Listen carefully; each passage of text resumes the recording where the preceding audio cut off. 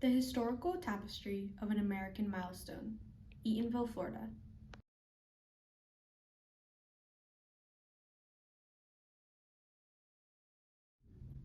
There have been many significant turning points in the history of the United States, but specifically regarding race, the establishment of Eatonville, Florida was extremely significant, as it changed the attitudes of African Americans in the U.S. and white people's perception of them. Until after the Civil War, Central Florida was primarily wilderness, unoccupied and undeveloped until the mid 19th century. In the years following the war, black settlements began to spring up around the country. The 13th, 14th, and 15th Amendments were ratified in 1865, 1868, and 1870, respectively following President Lincoln's Emancipation Proclamation, which went into force on January 1, 1863. This prompted newly emancipated African Americans to form their own local governments. There were roughly 400 black towns, communities, and enclaves between 1865 and 1900. However, fewer than 150 municipalities were legally recognized. For African Americans, municipal organization was difficult. They lacked many of the funds and supplies required to construct a community from the ground up. The scarcity of building materials, food, and equipment hindered the capacity of free blacks to establish their own distinct communities. Most notably, because racial prejudice was deeply embedded into American society, support from white neighbors did not come frequently for black communities. Southern states attempted to legally prevent former slaves from exercising newly earned liberties.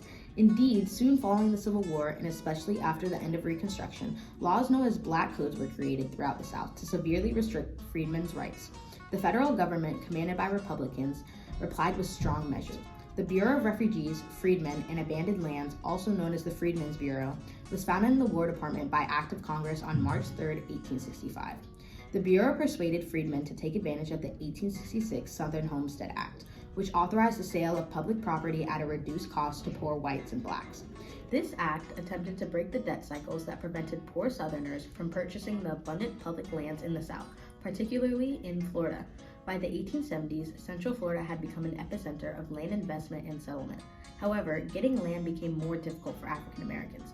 The Freedmen's Bureau was disbanded in 1869, and the federal soldiers stopped enforcing elections. Former Confederates began to regain civil rights, regaining control of municipal governments and police forces. Even before Reconstruction formally ended in 1877, blacks were dissatisfied with the federal government's failure to defend their civil rights. However, freedmen and their families persisted and were finally successful in establishing their own town in Central Florida that became the first all-black town in the United States. In 1882, white men Josiah Eaton and Lewis Lawrence offered to sell black men a large portion of land 1 mile out of Lake Maitland. On November 18, 1885, the land was given to Joseph E. Clark, who would become the founder and also the second mayor of Eatonville. Finally, in August of 1887, 27 African American men unanimously voted for the incorporation of Eatonville, establishing the oldest black town in the United States that was recognized by the government. This federal recognition was such a major event that local newspapers released press reports about Eatonville and how it was extraordinary in their context of history, which shows how its establishment already had immediate effects that would eventually become long-lasting. Eatonville was now the first town successfully built by African American freedmen, having been incorporated in 1887. Eatonville's citizens felt an overwhelming sense of community that led to Eatonville's overall success. Newly found Eatonville provided numerous opportunities for its citizens. The African American members were now able to make a livable salary without the overbearing pressures of the white-dominated world.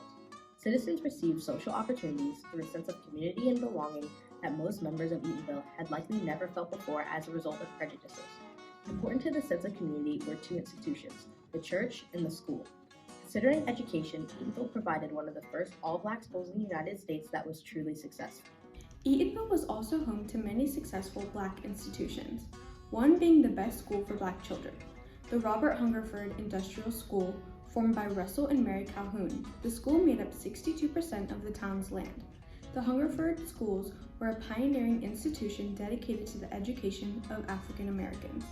This illustrates a true turning point in the amount of education given to African Americans. An increasing amount of educated African Americans as a result of schooling led to significant achievement among not only Eatonville citizens, but African Americans in the United States as a whole. Another institution that was very important to the success of Eatonville was the church. St. Lawrence African Methodist Episcopal Church, or AME, is one of the oldest African American churches in the Central Florida area and brought in a sense of autonomy and, even more importantly, community among the Eatonville people. This sense of community was brought on by a religious connection among the people, meaning there were similar beliefs and morals among them as a result of the church. The AME Church and Robert Hungerford Industrial School upheld and passed on the values and practices of self-governance promoted by Eatonville's founders. Eatonville also has exceedingly strong roots in literature and art. Author Zora Neale Hurston, the internationally recognized anthropologist, folklorist, and novelist who is best known for Their Eyes Are Watching God. Their Eyes Are Watching God was so revolutionary because Hurston broke literary boundaries by focusing on the experience and life choices of a Black woman, which was almost never seen on the big literary stage before Hurston's works. She follows fictional character Janie Crawford's chaotic life as Janie navigates the ways of being a Black woman in the early 20th century. While Hurston spent her childhood in Eatonville and considered it her hometown, she was actually born in Alabama, but her and her family soon moved to Eatonville where they flourished. Her father was even one of Eatonville's first mayors. Hurston actually attended the Hungerford Industrial School, where she received a quality education that influenced her desire to further experiment with literature. Eatonville had a key impact in Hurston's writing. In her novels, she included truth about the environment and community of the town. Hurston showed perseverance and gratitude as significant values of the small Eatonville town. For more information, here are clips from a video by PBS Learning Media that provide more detail on Zora Neale Hurston and her life in Eatonville. Hurston makes a great deal out of growing up in an all-Black town, a space where she could have her creativity blossom, have free reign with her imagination. Eatonville was sort of the touchstone that she came back to all the time, and she always came back to Eatonville in terms of writing. The Negro women could be seen every day but Sunday, squatting, washing clothes, and fishing. No more backbending over rolls of cotton. No more fear of the fury of Reconstruction. Florida offered Zora's parents an easier life than they'd had in Alabama, but the promise of a world without racism for their 8 children is what kept them in Eatonville.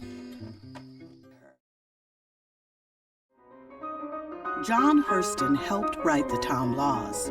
He was a well-known Baptist preacher and a carpenter. He tried to warn his youngest daughter what it meant to be Black in the South. Books gave me more pleasure than clothes. Gulliver's Travels, Grimm's Fairy Tales, Rudyard Kipling, and his Jungle Books. I loved his talking snakes as much as I did the hero. In Greek and Roman myths, Hercules moved me the most. I resolved to be like him. This was a dreamer. This was a kid who, sat in the Chinaberry tree in Eatonville, dreaming about places she could go and stories she could tell.